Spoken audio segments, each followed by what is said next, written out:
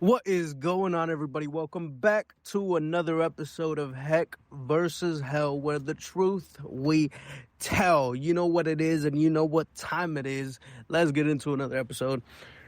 I hope you are all each having a wonderful, beautiful, glorious day, always walking in the beautiful steps and keeping the fruits of the Spirit always being shown in every aspect of your life, and one of the most important ones in your own reflection of you seeing and feeling it within yourself. Peace, love, joy, gentleness, compassion, all of these being able to be given unto you as well, from you, from God, of course, first and foremost, but you have to also be willing to take it, accept it, and give it to yourself. So wherever it is that you are listening to this on, hi, what's going on? And always be sure to check out www.realdoubledosechannel.com. And for any further updates and news, stuff that's going on, check out www.realdoubledosechannel.blogspot.com. And let's get into it. All right, so this is going to be a little bit of a shorter one, but I want to speak about deadly silence. See, one of the things that I loved, and this might be something that you can relate to too. You know, I feel like one of the things that I do or did was justify certain ways that I was by reading characters or aspects of people that were in the Bible. Our ancestors, right? It was a certain kind of justification, and comes from also one of the first couple episodes, the first episodes that I came out with, which was a lot about people pleasing and stuff. And one of the most gangster things that Christ did was staying silent, pleading the fifth, right? Pleading the fifth on death row, on something he was innocent on. All right, just to put it like in that terminology, okay? But staying silent in his persecution, being led to the cross, silent the whole way, and still being on the cross in silence and only saying what was meant to be said to fulfill the prophecies of what were established before he came into the flesh, which I think is just phenomenal. We all feel pain. Like, I stubbed my toe and but being whipped over and over, being mutilated, humiliated, carrying a cross to where most likely he had some kind of broken bones. I believe they said he had broken ribs and his shoulder was dislocated, and, just walking with that much weight for that long, then to be crucified and still staying silent, completing the mission in the will that was predestined. It's gangster. Like, there's no other way. Like, there is no other strength that comes close to the comparison of what Christ did and endured. And I used that to justify my toleration, to justify staying silent and not causing conflict.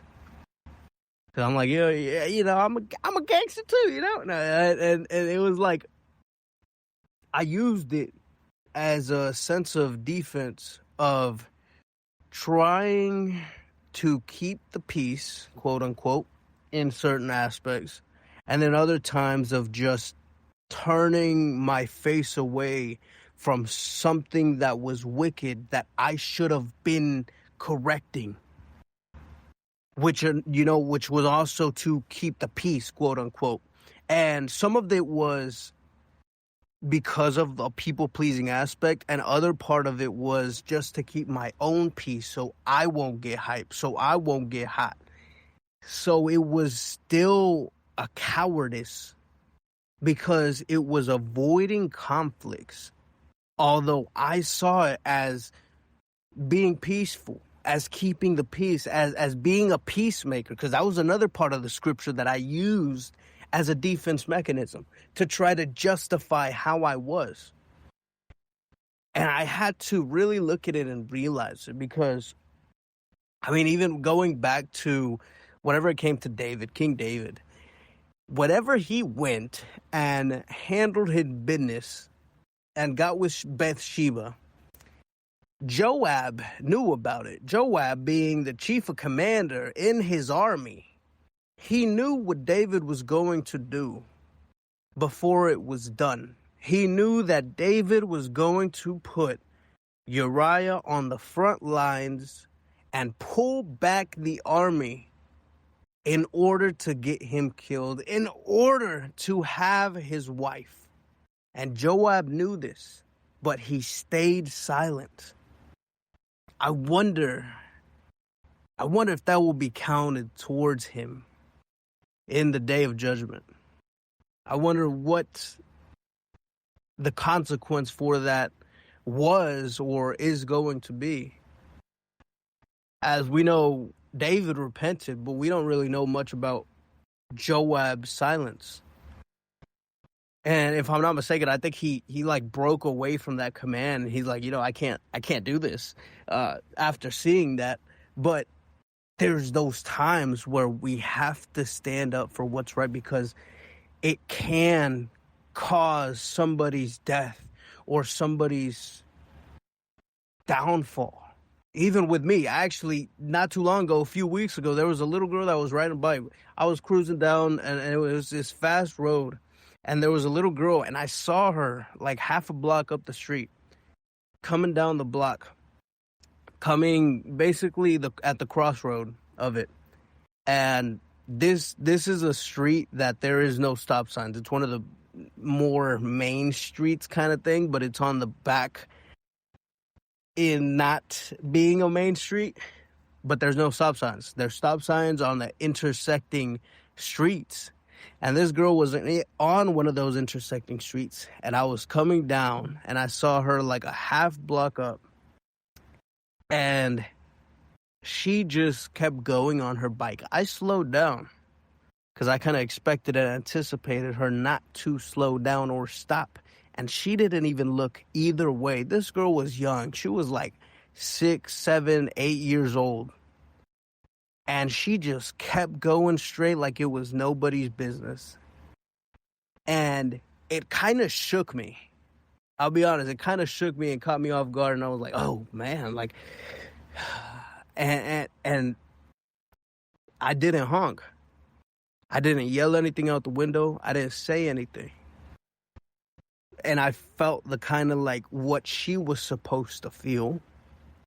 But I didn't say anything.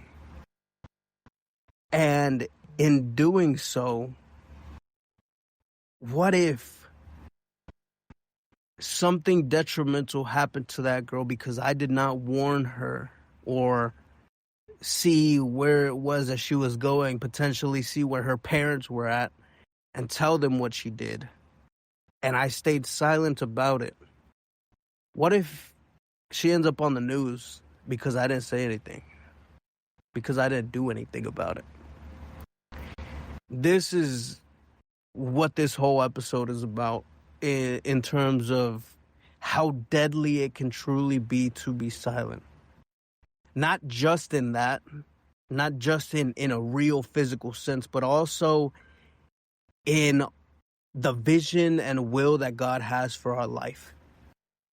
Like, when is it that enough is going to be enough and you're finally going to roar like the lion that we were destined to be so that you can stand up for the sheep? So that you can do the aspect that you were meant to do to complete your part in the will of God? How much will you tolerate until that toleration consumes your purpose?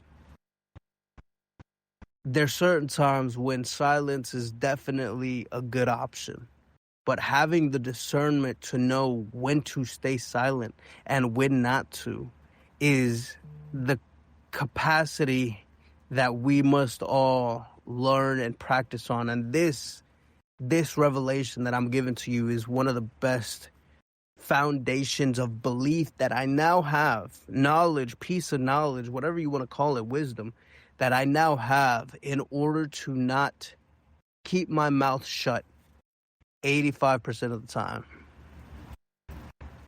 Now I'm like 50-50, all right? Now I kind of know, but it's crucial. It's very, very crucial that we speak. That's what this episode is about. Short, sweet, simple, but very powerful. I hope it bless you. Always stay blessed by the best. And as always, we will catch you on the flip side. I love every single one of you, and I'll talk to you soon.